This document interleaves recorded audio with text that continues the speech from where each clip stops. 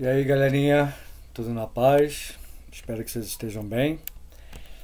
Então, moçada, como eu estava comentando com vocês, né? Nós vamos dar continuidade, vamos dar sequência a esses três assuntos aí interligados da fisiologia vegetal, correto?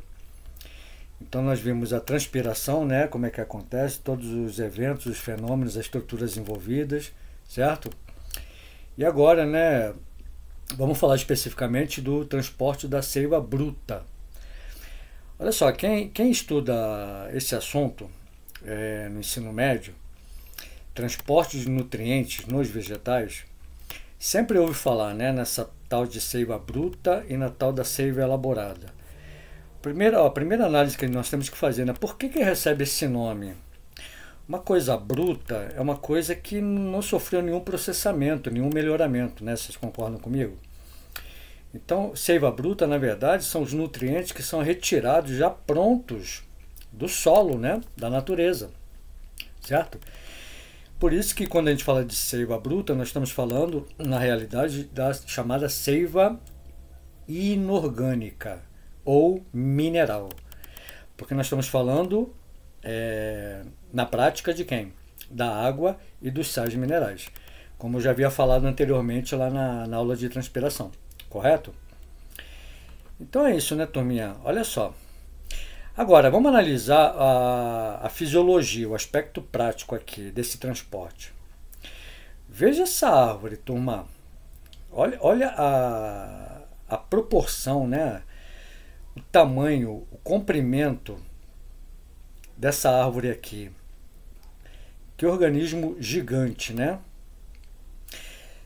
Olha o tamanho desse tronco aqui. Essa árvore deve medir uns 30, 40 metros de altura, né? Não sei precisar que espécie é essa, mas enfim, você vê que é uma árvore de altíssimo porte, né? E aí, se você for analisar que a água ela vai fazer aquele caminho que nós já comentamos, né? Sempre de forma ascendente. Então, sempre a água vai das raízes no solo para o caule, no caso aqui esse tronco gigante, até chegar na copa dessa árvore, né? Ou seja, nas folhas. Olha o longo percurso que a água tem que percorrer, né? E como é que esse transporte ele é possível, né? Quais são os mecanismos, quais são as situações que permitem que essa água percorra essa distância enorme até chegar lá nas folhas dessa árvore para que aconteça a fotossíntese, né? Então é isso que nós vamos discutir, tá bom? Uma aula rápida, tá? Uma aula simples em termos teóricos, tá certo? Mas de vital importância aí, né? No contexto daquilo que é cobrado de vocês, tá certo? Ó, de eu falar dos mecanismos, né, envolvidos, só para fazer um lembrete aqui, né, tá? Das partes que compõem o vegetal, aqui nós estamos falando de uma plantinha de pequeno porte, naturalmente, né, tá? Agora, a planta em si, aqui do lado esquerdo, não importa tanto. O mais importante é esse esqueminha aqui do lado direito, que eu gostaria que você já visualizasse comigo um detalhe, tá certo? Anatômico, né? Olha só, no meio desse caule, que no caso da árvore, não esqueça, nós estamos falando de um tronco, né? Então, no meio do caule, tronco, nós temos o chamado feixe vascular.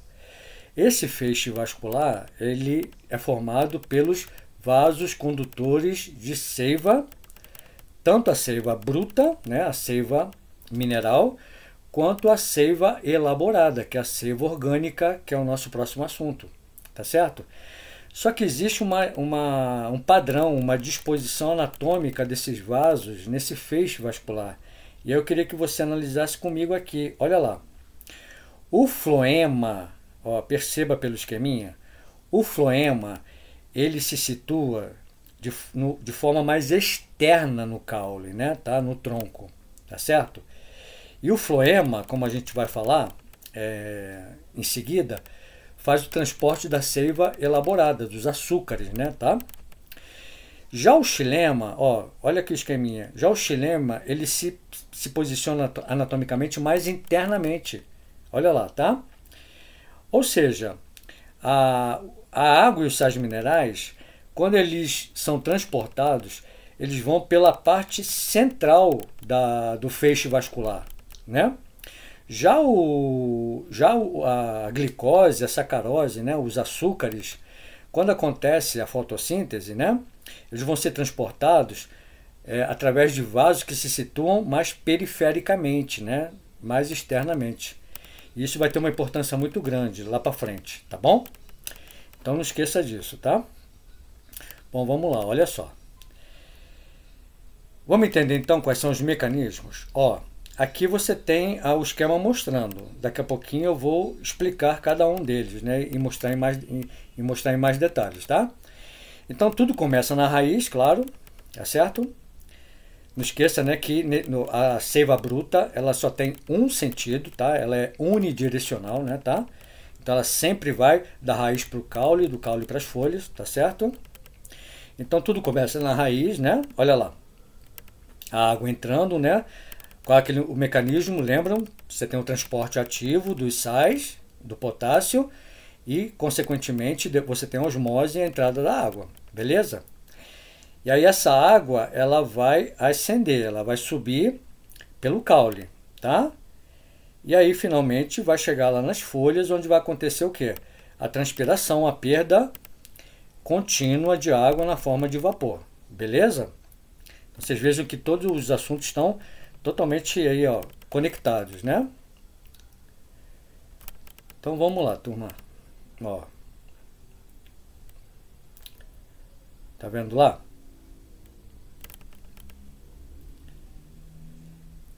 Então vamos explicar quais são os eventos, moçadinha, tá certo? Já vou colocar todos aqui para a gente já acompanhar, tá? Olha só, teoria de Dickson, né, que foi o cientista que descobriu esse mecanismo aí, beleza? Ou baseado aí nos eventos, né, práticos, chamado de teoria da tensão, coesão, sucção. Ali tem adesão também, né, mas tá dentro do contexto aí. Mas ela é conhecida como teoria da tensão, coesão, sucção, né? Teoria da sucção foliar. Vamos entender então detalhadamente como é que acontecem esses eventos? Então, ó, tudo começa lá na raiz, beleza? Bombeou potássio, bombeou sais para dentro da raiz. O meio agora está concentrado, hipertônico, mais concentrado, né? Então você está criando o quê? Você vai criar uma pressão positiva na raiz. Essa pressão positiva é chamada de pressão osmótica, ou seja, é a tendência da água a entrar. Lembra que a gente viu lá atrás? Então agora, pelo fato do interior da raiz estar muito concentrado, a água do solo vai entrando por osmose. Tranquilo? Então esse é o primeiro mecanismo, turma, ok? Pressão positiva de raiz. Tranquilo? Bom, e aí esse mecanismo ele não é tão eficiente para poder fazer com que a seiva suba a grandes distâncias, a grandes alturas. Então, tomando como referência aquela árvore gigante lá, nesse caso aqui, a pressão positiva de raiz só vai elevar essa coluna de água até 1 metro de altura. Se tratando de uma árvore grande, não representa nada, né? Se fosse uma plantinha pequena, de pequeno porte, com 1 metro, 2 metros, beleza. Esse primeiro mecanismo ajuda bastante. Mas numa árvore, não vai fazer tanta diferença. Então, o que vai acontecer, moçada? Vai entrar o segundo evento agora, o segundo fenômeno, tá? Que é o fenômeno da capilaridade das moléculas de água, tá? Dá uma olhadinha aqui, ó. Vocês aprendem lá na química que as moléculas de água são moléculas, né, quimicamente, estruturalmente polares, né? O que quer dizer isso? Que elas têm cargas positivas, né, o hidrogênio, e carga negativa, o oxigênio. Ou seja, moçada, Essas moléculas, elas têm o quê? Uma atração química, né? Uma atração elétrica, tá certo? Por isso que elas são polares. Então as moléculas de água, elas tendem a uma se juntar com a outra. Elas vão, né, se colando ali. Então isso é um fenômeno químico chamado de capilaridade, onde você tem o quê? A coesão das moléculas de água, né? Olha lá. Tá vendo aqui? Aqui, ó, aqui, desse lado esquerdo, nós estamos representando um vaso do xilema, tá?